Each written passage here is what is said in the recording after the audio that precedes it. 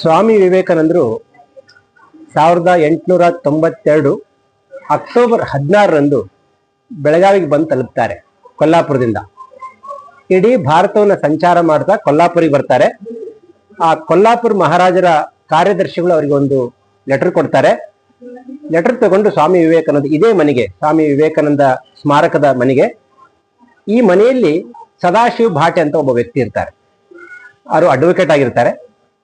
ಅವ್ರನ್ನ ಆ ಲೆಟರ್ ತಗೊಂಡು ಅವ್ರ ಹತ್ರ ಭೇಟಿ ಮಾಡಕ್ ಬರ್ತಾರೆ ಸ್ವಾಮಿ ವಿವೇಕಾನಂದ. ಅದು 1892 ಅಕ್ಟೋಬರ್ 16 ಆಗಿರುತ್ತೆ ಆ ದಿನ. ಆ ದಿನದ ಪ್ರಯುಕ್ತ, ಆ ಒಂದು ವಿಶೇಷ ದಿನದ ಪ್ರಯುಕ್ತ ಪ್ರತಿ ವರ್ಷ ನಾವು ವಿವೇಕ ಆಗಮನ ಎಂಬ ಕಾರ್ಯಕ್ರಮವನ್ನು ನಾವು ಮಾಡ್ತಾ ಇದ್ವಿ. ಸ್ವಾಮಿ ವಿವೇಕಾನಂದರು ಬಂದು ಈ ಜಾಗದಲ್ಲಿ 3 ದಿವಸ ತಂಗಿರ್ತಾರೆ, ಉಳ್ಕೊಂಡಿರ್ತಾರೆ. ಇದಾದ್ಮೇಲೆ ಕಿಲ್ಲಾದಲ್ಲಿ ಇನ್ನೊಂದು ಜಾಗ ಇದೆ, ಅಲ್ಲಿ ಸ್ವಾಮಿ ವಿವೇಕಾನಂದರು 9 ದಿವಸ ಉಳ್ಕೊಳ್ತಾರೆ.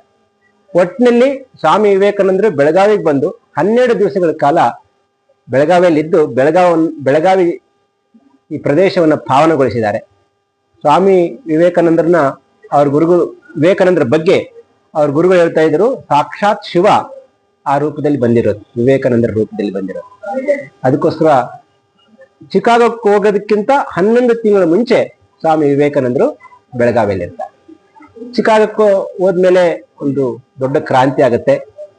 Sisters and brothers of America ಎಂಬ ಸ್ಪೀಚ್ ನಿಂದ ಸ್ವಾಮಿ ವಿವೇಕಾನಂದರು ಇಡೀ ಜಗತ್ತಿಗೆ ಗೊತ್ತಾಗ್ತಾರೆ. ಅದಕ್ಕಿಂತ ಮುಂಚೆ ಸ್ವಾಮಿ ವಿವೇಕಾನಂದರು ಇಲ್ಲಿಗೆ ಬಂದಿರ್ತಾರೆ. ಸ್ವಾಮಿ ವಿವೇಕಾನಂದರು ಬಂದಂತ ಈ ದಿನವನ್ನ ನಾವು ವಿವೇಕ ಆಗಮನ ಅಂತ ಆಚರಣೆ ಮಾಡ್ತಾ ಇದ್ದೀವಿ. ಇವತ್ತು ಸಾಯಂಕಾಲ ಒಂದು ವಿಶೇಷ ಪ್ರವಚನ ಇರುತ್ತೆ. ಅದಾದ್ಮೇಲೆ ಸಾಂಸ್ಕೃತಿಕ ಕಾರ್ಯಕ್ರಮ ಇರುತ್ತೆ ಇವತ್ತಿನ ದಿನ. ಮತ್ತೆ ಸುಮಾರು 1 ಗಂಟೆಯಿಂದ ಇಡೀ ಬೆಳಗಾವಿ ಜನತೆಗೆ ಮಹಾಪ್ರಸಾದದ ವ್ಯವಸ್ಥೆಯನ್ನು ಮಾಡಿದ್ವಿ. ಅನೇಕರು ಬಂದು ಇಲ್ಲಿ ಮಹಾಪ್ರಸಾದವನ್ನು, ಸುಮಾರು 2000 ಜನ ಬಂದು ಮಹಾಪ್ರಸಾದವನ್ನು ಸ್ವೀಕರಿಸ್ತಾರೆ. ನಾಳೆ ವಿಶೇಷವಾಗಿ ಮೆಡಿಕಲ್ ಕಾಲೇಜ್ ಮಕ್ಕಳಿಗೋಸ್ಕರ ಯುವ ಸಮ್ಮೇಳನ ಇದೆ, ಯೂತ್ ಕನ್ವೆನ್ಷನ್ ಇದೆ ನಾಳೆ. ಸುಮಾರು 400 ಜನ ಮೆಡಿಕಲ್ ಸ್ಟೂಡೆಂಟ್ಸ್ ಬರ್ತಾರೆ ಈ ಕಾರ್ಯಕ್ರಮದಲ್ಲಿ ಪಾಲ್ಗೊಳ್ಳೋದಕ್ಕೆ. ಎಲ್ಲ ಹೆಚ್ಚಿನ ಸಂಖ್ಯೆಯಲ್ಲಿ ಬೆಳಗಾವಿಯ ಜನತೆ ಈ ಸ್ಥಳಕ್ಕೆ ಬಂದು ಸ್ವಾಮಿ ವಿವೇಕಾನಂದರನ್ನ ಆಶೀರ್ವಾದ ತಗೊಂಡು ತಮ್ಮ ಜೀವನವನ್ನು ಪಾವನಗೊಳಿಸಿಕೊಳ್ಳಿ, ಸ್ವಾಮಿ ವಿವೇಕಾನಂದರ ಜೀವನದಿಂದ ತಮ್ಮ ಹೊಸ ಜೀವನವನ್ನು ಕಟ್ಕೊಳ್ಳಿ ಅಂತೇಳಿ ನಾವೆಲ್ಲ ಬೆಳಗಾವಿ ಜನತೆಗೆ ಹೃತ್ಪೂರ್ವಕವಾಗಿ ಆಹ್ವಾನ ಮಾಡ್ತಾ ಇದ್ದೀವಿ. ನಮಸ್ಕಾರ. ನನ್ನ ಹೆಸರು ಸ್ವಾಮಿ ಮೋಕ್ಷಾತ್ಮಾನಂದ. ನಾನು ಈ ಮಾತುಗಳನ್ನ ಈ ಆಶ್ರಮದ ಅಧ್ಯಕ್ಷರಾದ, ಈ ಆಶ್ರಮಕ್ಕೊಬ್ಬರ ಕಾರ್ಯದರ್ಶಿಗಳಿದ್ದಾರೆ, ಸ್ವಾಮಿ ಆತ್ಮಪ್ರಾಣಾನಂದಜಿ ಮಹಾರಾಜ್ ಅವರ ಅನುಪಸ್ಥಿತಿಯಲ್ಲಿ ನಾನು ಮಾತಾಡ್ತೇನೆ.